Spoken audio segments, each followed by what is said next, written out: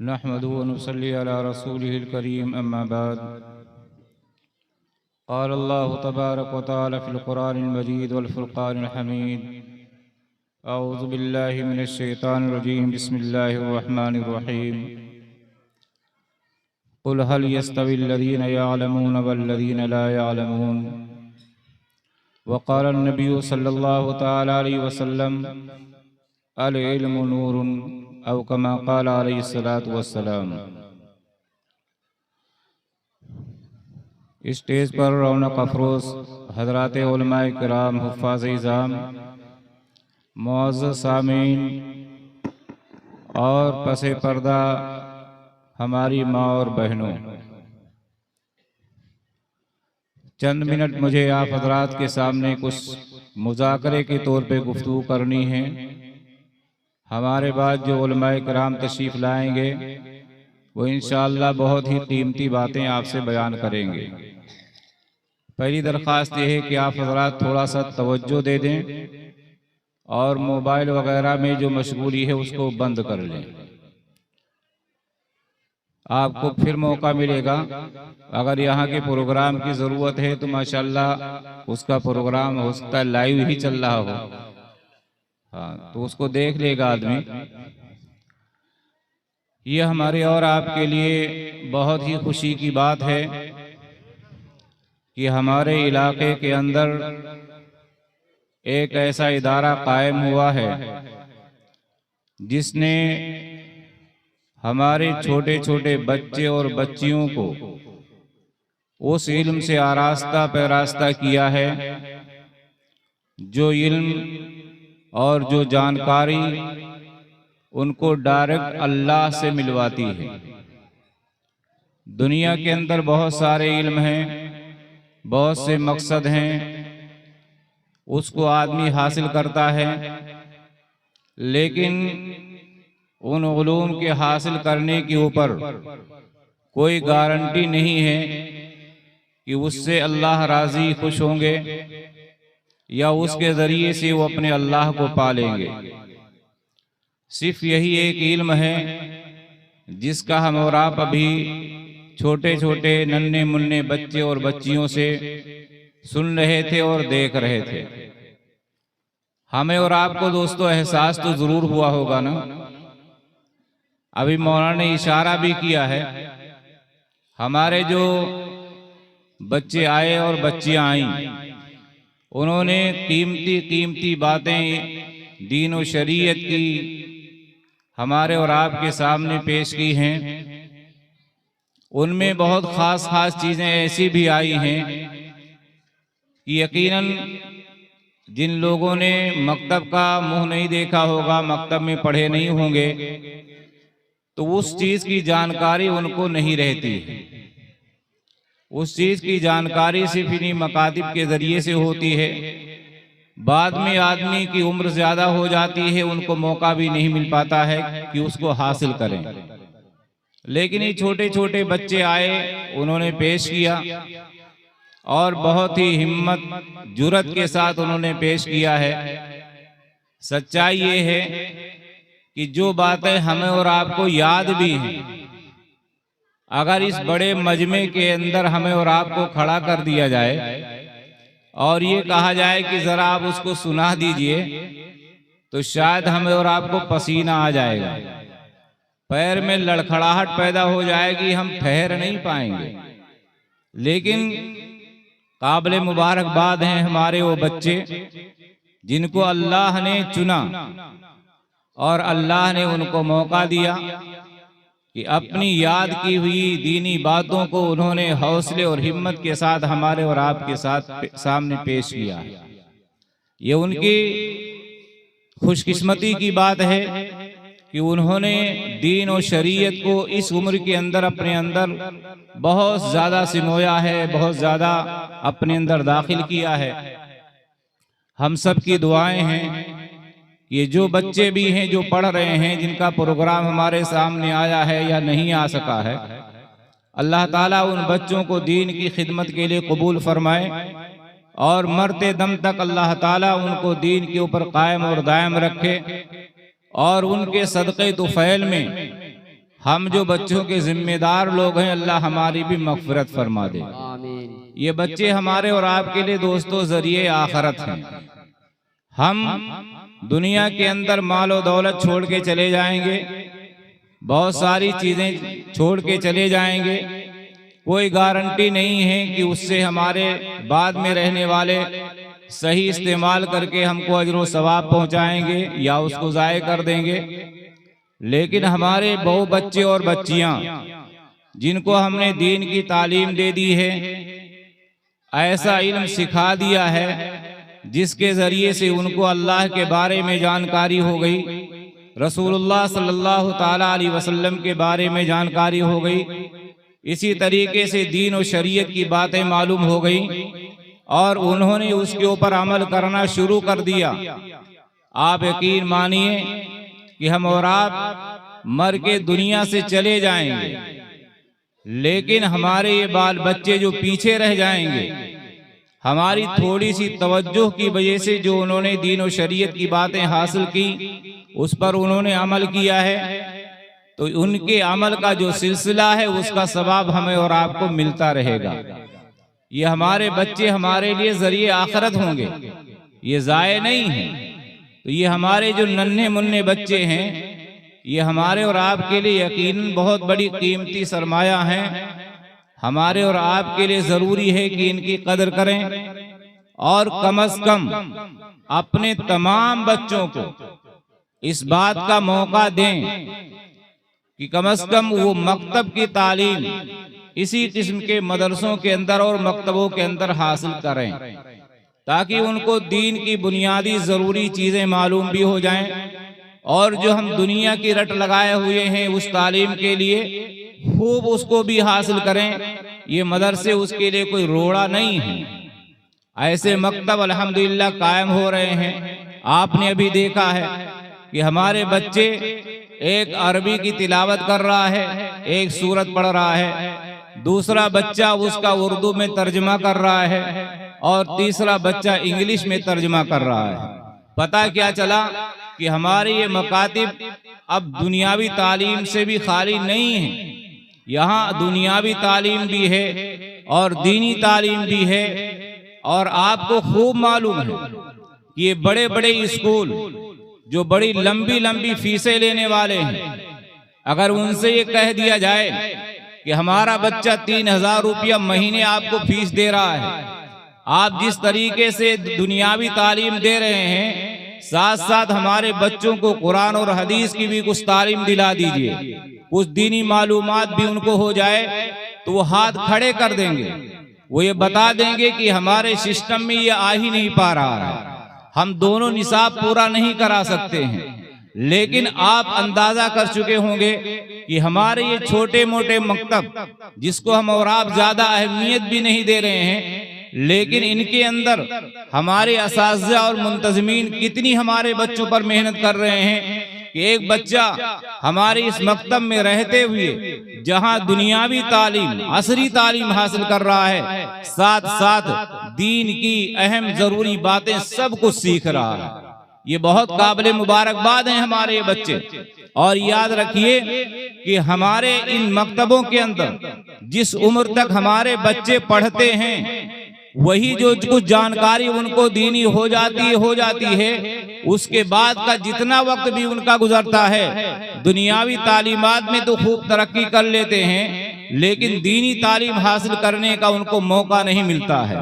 आप अपने गांव का और अपने इलाके का सर्वे कर लीजिए, ये मकतब पंजुम तक के जो बच्चे पढ़े, या 2 साल पढ़े या पूरे 5-7 साल पढ़े, इसमें जो दीनी बातें उनको मालूम हो गई, उसके बाद मिसाल के तौर पर अगर किसी मकतब से हमारे 100 बच्चे निकल गए हैं, अब उनको जाना है दूसरे स्कूल या मदरसे के अंदर, कितने फीसद मदरसों में जा रहे हैं? 100 बच्चों में से 2-4 मुश्किल से मदरसों में जा करके दीनी तालीम हासिल करते हैं, और बकिया 96 जो बच्चे होते हैं वो दुनियावी तालीम में ही तो जाते हैं। अब उनको आगे जाने के बाद जो स्कूल मिल रहे हैं, जो कॉलेजेस मिल रहे हैं, वहाँ उनको कोई दीन की तरफ रहनुमाई नहीं करेगा। उनको अपने एतबार से वही बातें मालूम रहेंगी जो उन्होंने मकतबों के अंदर सीख लिया होगा। इसलिए हमें और आपको ये ध्यान में रखना है कि हमें अपने बच्चों को खूब पढ़ाना है, लेकिन पहले उनको मकतब की तालीम दे देनी है। मकतब का पढ़ा हुआ हमारा बच्चा जिसने कलमे याद कर लिए, दुआएं याद कर ली, नमाज याद कर लिया, नमाज का तरीका याद कर लिया, मुख्तसर मसले मसाइल सीख लिए हैं, अल्लाह की वहदानियत और रसूल की रिसालत के बारे में जानकारी ले ली है, वही तमाम बातें हमारे उन बच्चों को मालूम रहती है। उसके आगे फिर उनको कोई बताने वाला नहीं होता है दोस्तों। इसलिए हमारे जो अकाबिरीन हैं उनकी जो है ख्वाहिश यही होती है कि हम पहले अपने बच्चों को मकतब की तालीम दिला दें, ताकि हमारे ये बच्चे दीन के एतबार से, ईमान के एतबार से, अकीदे के एतबार से मजबूत हो जाएं, और फिर उसके बाद जितनी ज्यादा हम उनको तालीम दिलाना चाहें दिलाते रहें। हमारी शरीयत कभी मना नहीं करती है। मैं एक बात आपसे बताऊं, आपने सुना होगा और करते भी होंगे, प्यारे आका सल्लल्लाहु ताला अलैहि वसल्लम की सुन्नत ये है, जरा चंद मिनट बातें गौर से सुन लें। प्यारे आका सल्लल्लाहु ताला अलैहि वसल्लम की सुन्नत ये है कि जब हमारा बच्चा पैदा हो तो पैदा होने के बाद चाहे वो लड़का हो या लड़की हो, उसके एक कान में अजान दे दी जाए और दूसरे कान में इकामत कह दी जाए, तकबीर कह दी जाए। अभी तो बच्चा पैदा हुआ है, वो नमाज का पाबंद तो नहीं है कि अजान इकामत होने लगेगी, लेकिन पैदा होते ही हमारी शरीयत ये कहती है, आका का पैगाम ये है कि अपने उस बच्चे के एक कान के अंदर अल्लाह की बड़ाई डाल दीजिए, अजान कह दीजिए, और उसके बाएं कान के अंदर इकामत कह दीजिए। आप इसका फलसफा आप समझते हैं? इसका फलसफा ये है कि जब बच्चा पैदा हुआ है, पैदा होते ही जिस बच्चे के कान के अंदर, जिस बच्ची के कान के अंदर या जिस बच्ची के दिलो दिमाग के अंदर अजान और तकबीर के जरिए से अल्लाह की बड़ाई बयान कर दी जाएगी, मुहम्मदुर रसूलुल्लाह सल्लल्लाहु ताला अलैहि वसल्लम की रिसालत बयान कर दी जाएगी, तो यूं समझ लीजिए कि उस चीज को पत्थर पे लिख दिया गया है, अब वो मिटने वाला नहीं है, वो मरते दम तक जा रहेगा। और जब दुनिया से जा रहा होगा तो ईमान और इस्लाम के साथ ही जा रहा होगा। बीच में अगर दुनिया के गुमराह फिरके उसको अपने रो में बहाना भी चाहेंगे, गुमराह करना भी चाहेंगे, तो कोई उनको गुमराह नहीं कर सकता है। लेकिन शर्त यह है कि पैदा होने के बाद ये सुन्नत अदा कर ली जाए। जैसे ही अल्लाह की बड़ाई पहुंच गई, मोहम्मद रसूलुल्लाह सल्लल्लाहु अलैहि वसल्लम की रिसालत पहुंच गई, वो चीज सबसे पहले उसके दिल पर लिख दी गई है। अब लिख देने के बाद वो पत्थर की लकीर हो गई है, वो मिटने वाली नहीं होती है। हमारी शरीयत ने तो हमको यही तालीम दिया है कि ये हमारे छोटे मोटे बच्चे, नन्हे मुन्ने बच्चे, आज ये बच्चा या बच्ची पैदा हुई है, हमको कुछ नहीं करना है। पहला काम ये करना है कि हम और आप उसके एक कान में अजान कह दें, दूसरे कान में इकामत कह दें, ताकि सबसे पहली बात जो उसके दिमाग में पहुंचे, उसके दिल पे टकराए, उसके कानों से जो है टकराए, वो अल्लाह की बड़ाई और अल्लाह की यकताई होनी चाहिए, मोहम्मद रसूलुल्लाह सल्लल्लाहु अलैहि वसल्लम की सुन्नत होनी चाहिए, आपके रिसालत की बात होनी चाहिए, ताकि हमारा ये बच्चा या बच्ची जितनी जिंदगी बाद की गुजारे वो अल्लाह के हुक्म के मुताबिक, रसूलुल्लाह सल्लल्लाहु अलैहि वसल्लम की सुन्नत के मुताबिक गुजारे। कोई फिर उसको उचक नहीं सकता है।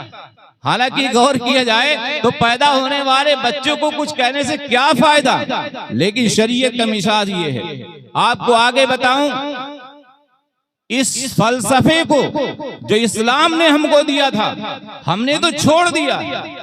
बड़े हालात ये हैं कि बच्चा पैदा होने के बाद हफ्तों गुजर जाता है, हफ्तों गुजर जाता है तो उस बच्चे के कान में अज़ान इकामत नहीं कही जाती, उसका एहतमाम नहीं किया जाता। अगर कोई कहता भी है तो बहुत से ऐसे ही होते हैं जिनके दिमाग में ये बात पैदा होती है कि अभी तो बच्चा नापाक है, हम कैसे अज़ान इकामत कह दें। ये भी शैतान का एक धोखा है। बाका को पता है, हमारी शरीयत को मालूम है, पैदा होकर के बच्चा आ रहा है तो नापाक ही होगा, लेकिन पहले आते ही अज़ान और इकामत कहने का हुक्म हमारी शरीयत ने दिया है, उसके पाक नापाक होने से कोई मतलब नहीं है। ये शैतानी धोखा होता है। शैतान कतई ये नहीं चाहता है कि ये बच्चा जो दुनिया के अंदर आया है इसके कान में अजान इकामत कही जाए, अल्लाह की बड़ाई डाली जाए, इसलिए वो चकमा यहाँ भी दे देता है। हम मिठाइयाँ खूब खिलाएंगे, रसूमात करेंगे, दूसरे काम खूब कर लेंगे, लेकिन हम और आप इस चीज की पाबंदी नहीं करते हैं कि बच्चे के पैदा होते ही कान में अजान और इकामत कह दिया करें। याद रखिए, इसका बहुत अहम फलसफा है जो शरीयत ने हम और आपको दिया है।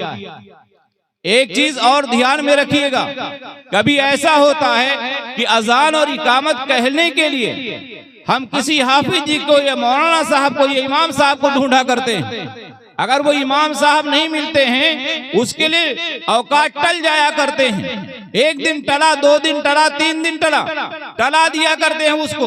2-4 दिन गुजर जाते हैं सिर्फ इमाम साहब की तलाश में, या यह मुअज्जिन साहब की तलाश में, या इसी तरीके से मौलाना साहब और हाफिज जी की तलाश के अंदर हमारा ये वक्त गुजर जाता है और अजान नहीं कही जाती। जो लोग वहां मौजूद हैं, जाहिर सी बात है बच्चे के पैदाइश के वक्त घर वाले भी होते हैं, औरतें भी होती हैं और मर्द भी होते हैं।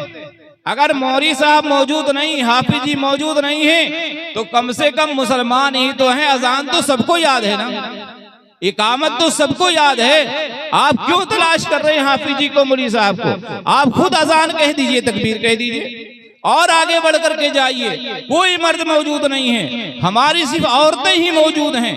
वो औरतें ही कह दें, कोई मना नहीं है कि अजान इकामत मर्द ही कहेगा। औरतें भी अगर उसके कान में अजान इकामत कह देंगी, जब भी हमारी ये सुन्नत अदा हो जाएगी। उस बच्चे की माँ जो वहां मौजूद है, जिससे वो बच्चा पैदा हुआ है, वो भी उस बच्चे के कान में अजान इकामत कह सकती है, उसमें कोई दिक्कत की बात नहीं है। अजान इकामत के अल्फाज दोहराने में पाक होने की कोई शर्त नहीं है। शर्त ये कि हमारे बच्चे के साथ सुन्नत का मामला किया जाए। तो ये हमारी शरीयत ने हमें मिजाज दिया है कि पहले अल्लाह का नाम, रसूलुल्लाह का नाम उसके कान में डाल दिया जाए।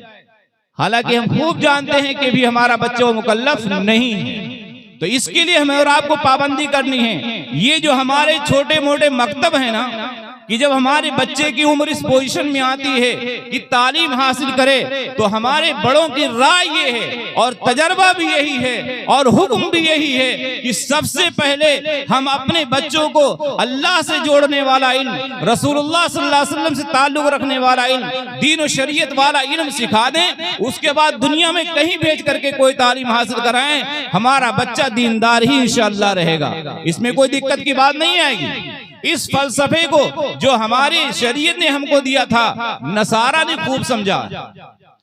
नसरानियों के, ईसाइयों की बड़ी बड़ी मशीनरियां इस पर काम कर रही हैं। बाद हमारे उलमा ने ये बताया, हजरत मौलाना मतीनुल हक उसामा साहब रहमतुल्लाह अलैह फरमाया करते थे कि ईसाइयों के बड़े बड़े हॉस्पिटल इसलिए हैं कि सारे लोग बच्चे अपना लाएंगे, वहां बच्चे पैदा होने के बाद वो जो हॉस्पिटल है, अस्पताल है, वो उस बच्चे की पूरी देख रेख करता है।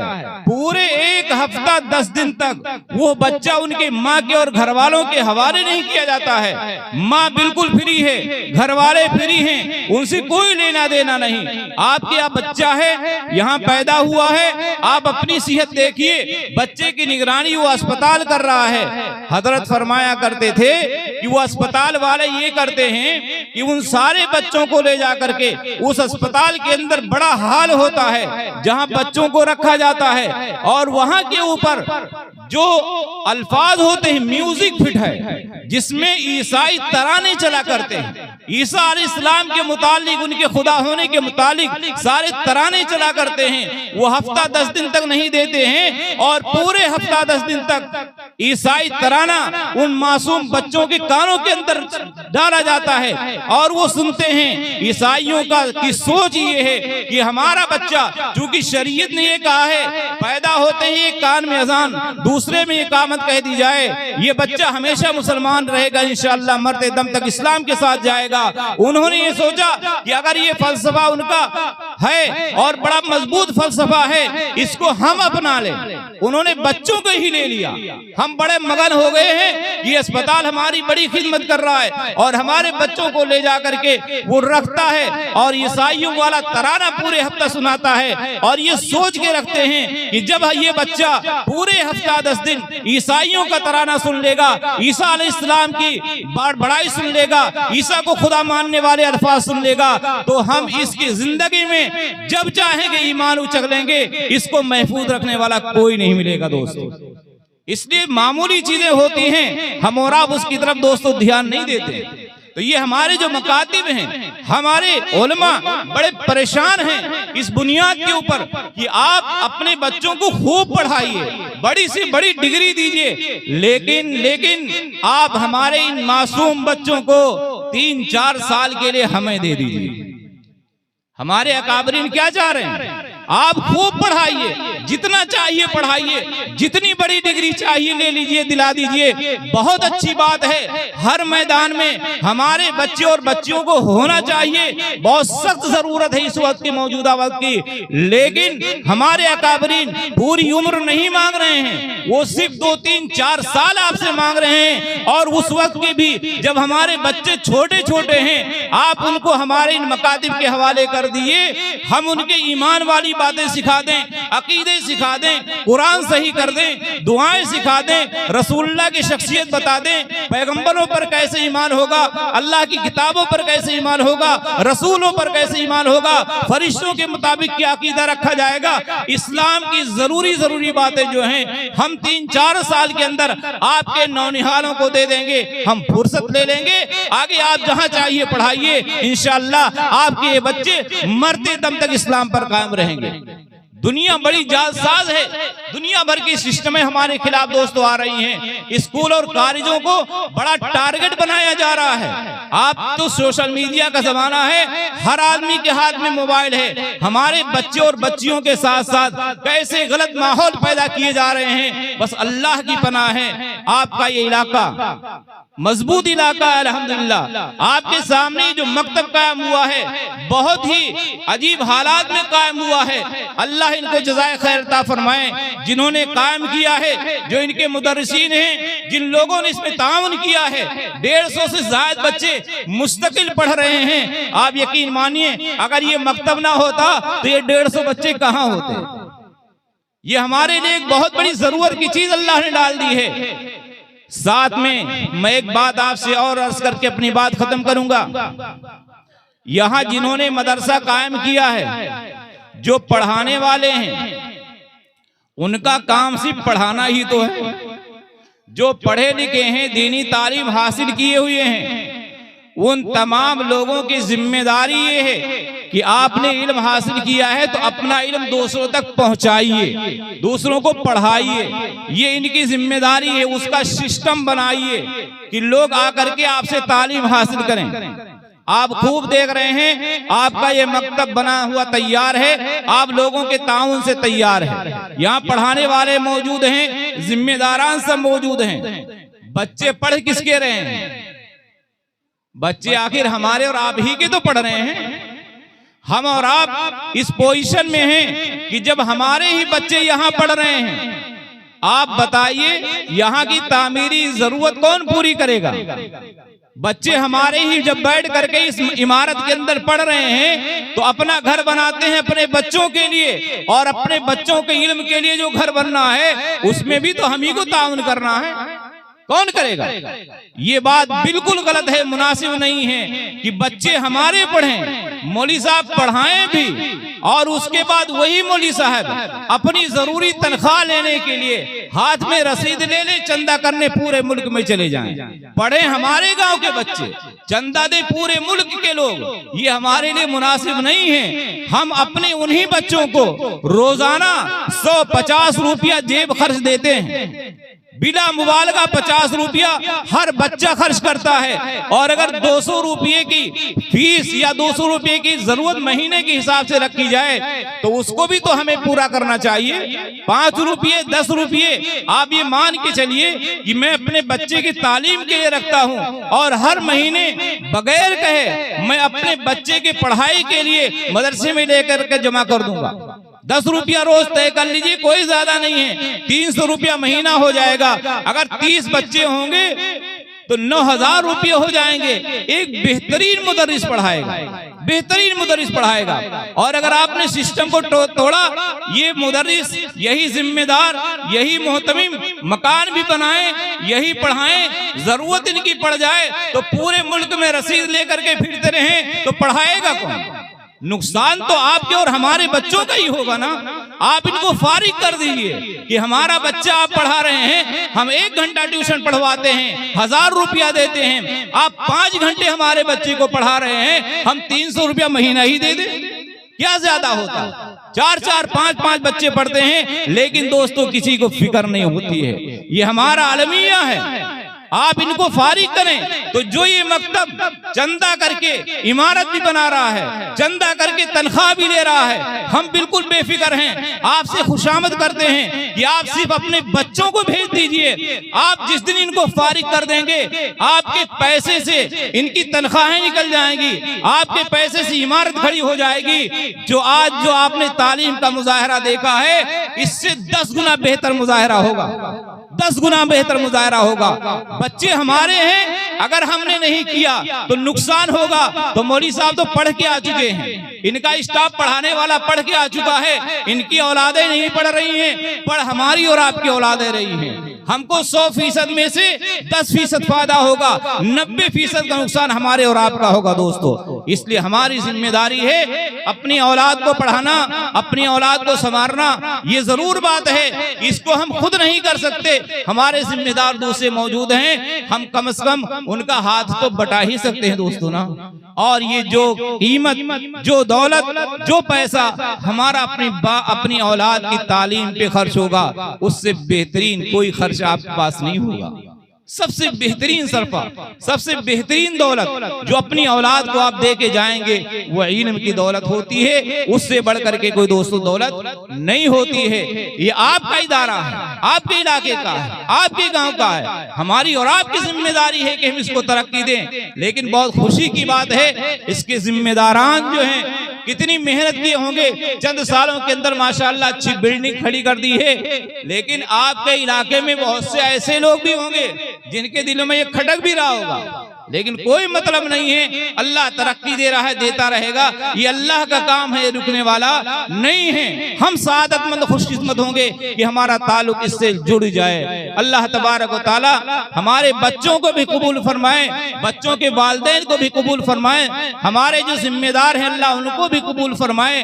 और जो यहाँ के स्टाफ हैं जो मेहनत करके हमारे नन्हे मुन्ने बच्चों को किसी लायक बना दिए हैं कि आज बच्चे हमारे और आपके सामने बात कर रहे हैं, अल्लाह उन्हें भी कबूल फरमाए। और उनके जरिए से अल्लाह ताला हमारी इस पूरी उम्मत के अंदर इनकलाब पैदा फरमा दे।